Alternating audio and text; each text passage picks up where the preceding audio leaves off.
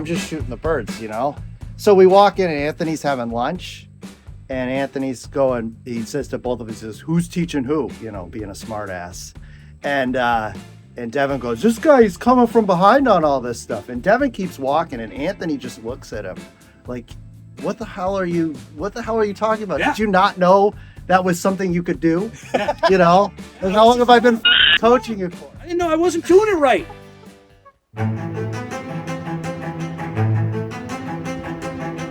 Always come through each target from behind. You must come through each target from behind to get the line of the target.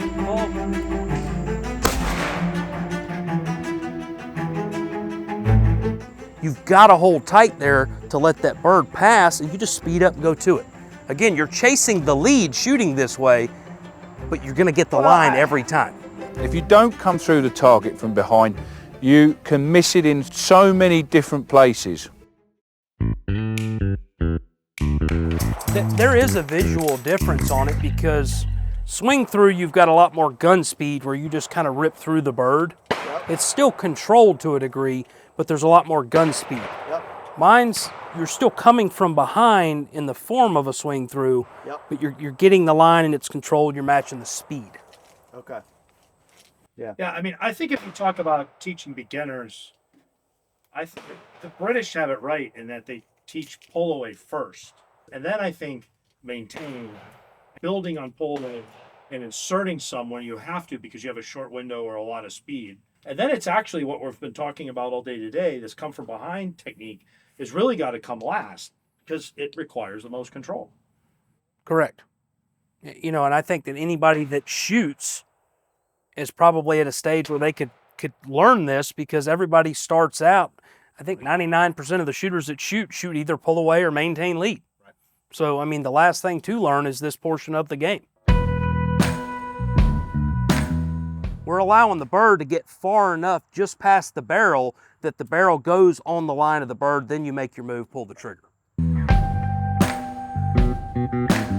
Think about it like this, because it's new. So you would normally pull away or maintain that bird. Mm-hmm. So if you feel like it's never getting away from you. Yep. So do the same thing, but as you come through the bird, go to that same sight picture and pull the trigger.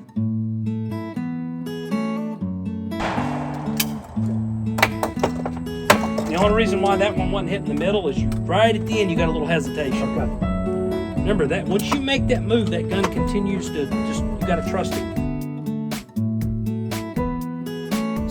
So that last stand we shot, or you shot, you're not necessarily going at those targets the same way you would these, because with those you got a little bit more time. Correct. They're to slower. Feel it. Yeah. Right. But what you're talking about is the kind of the optimal amount of time you have to really get control of it is just a shorter period of time here than it is over there. Correct. Right? It's the only thing that changes. That's why it feels aggressive to you. But what he's recognized is that he doesn't have as much time to get control. And he just has a totally shorter window, basically, to feel that. Right. So here, because you've got more speed on the target, you're going to have more barrel speed as you approach. Because again, you're letting the bird pass, so it takes more barrel speed to get to where you have to be. So with that being said, you've got to pull the trigger a little bit sooner here. If you don't, you'll be out in front because that's where your lead's acquired from. Yeah, but so here's the thing, like Mike's making a good comparison. Like if we were shooting for a score and you're shooting that's the stand versus this stand, when you're standing outside the box here, are you telling yourself, I really got to let this one fly? Versus here you can say, I can take my time and get like tons of control. 100%, because that pair of targets down there versus this pair, I can be careful and measure that pair, where here, if I try to see where my barrel's at and I'm careful, you're gonna miss because you've gotta not be scared to miss here. A part of your plan is what it's gonna feel like. Correct. Right, see, it's a feel. Right, so it's your thought process. When you're standing there shooting that 20-yard bird that's slow, that's probably half the speed of this one or less, you've got time to, if you start too close, if you start too far, you've got time to fix all that and correct it. Here, I'm thinking to myself, all right, this bird's ripping, I've got to be ready to rip.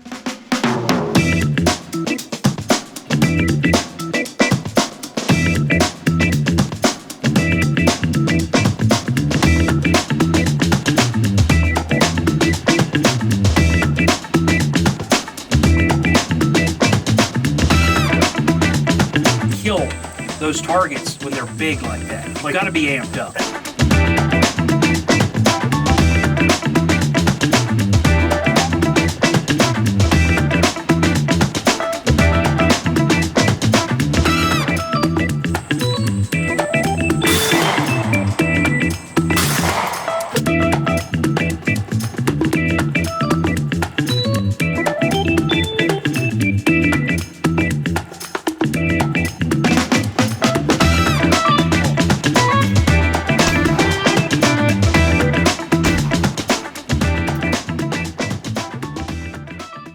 Yeah, well, that's the whole thing. I used to look at that and be like, oh, that's a big lead. I got to insert a lot. But it's so easy to the line up. If it was a short window, It's a hard line. if it was a short window, you got to insert in front because you don't have the time. Infinite time here. So you might as well do it right. So when there's no specific detail on a bird, because it's the lighting or whatever, it's far. What are you looking for, or telling yourself to look for? Well, that's why I feel like matching the speed is so important, because when you match the speed on the back half and you I don't care if you just see orange. Yep. Right there at that spot, when you make that move through, your eyes are connected to your hands. They're both working together. At that point, it comes to a feel to where you see it well enough that you'll know when to pull the trigger. That's exactly what happened with mine. It's very hard to explain. I had no detail, but I still really broke it well with confidence. In my mind, I had confidence. Just curious, of all the birds that we've seen maybe today here, is there a bird that you wouldn't come from behind on? I mean, Not that you can think of, kind of thing? not really. Okay. Because you lose all of the benefits you've just told me about. Right, because I'm going to lose the line. I'm going to lose connection. Yeah, I've done it for so long. It just works so well. really. When I have to be fast with it, I'm fast with Okay. it. When I need to be slow with it, I'm slow with it. Yeah. So if I'm going to miss the birds today based on that technique, it's because I just don't have enough experience of doing it slightly faster than I need to be. Correct. Correct. And like we talked about kind of at the beginning, shooting is more of a feel than it is a sight picture. So, all At least these... if you're looking at the target. Correct. Because if you're looking at the bird, your eyes are going to tell your hands where this needs to go every time. But in order for all that to happen, you've got to trust and be confident in what you're doing. I'm going to shoot one. That was the best 5 minutes of Sporting Clays footage ever shot. Right there. I was at a local shoot in the men's room, right? And I hear two guys also in there, and they're like, "Do you plan every stand?" And the other guy's like, "Oh no, I'm supposed to, but not really." And I wanted to come breaking out of the stall like Van Damme and being like, you gotta step it up. If you're gonna show up to one of these and win, and this is just a local shoot, right? If you want to get through the top guys there, not have and you don't have any plan, there's not only got to be a plan, hold point, visual pickup point, method, all that stuff. Then there's a whole level beyond that, which is what we're talking about, which is what am I going to feel at the end of the shot? Because that determines, I think, your tempo way more than the eye, gun, and breakpoint plan. Right there on the second row of trees. Correct. Where the green ivy stuff is. Correct. So 15 feet out of the machine, Yeah. And where do you set your eyes generally?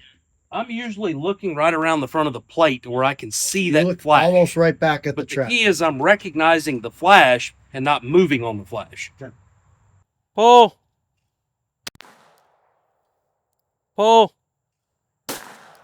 See the difference there? The second one I trusted, the first one I just kind of was aware of where I was at. I missed in front. It's a quartering bird, and you've got the barrel speed of the gun approaching the bird. So when you get there, you just pull the trigger. It feels different, right? Yeah. It feels like you just see it so much better, right? Yes. Yeah. Okay. Bird's gonna beat the barrel on this one, for sure. Paul?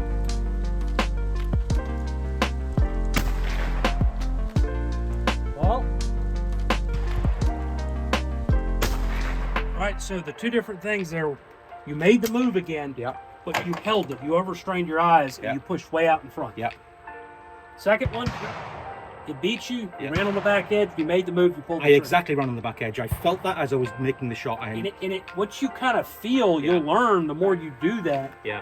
is by doing that, it's almost like that feel that you'll learn over time. Your eyes and everything meet right there. Yeah. You'll feel the bird, your eyes kind of pulling the bird, pulling the barrel. Really? It's a weird, it's hard to describe.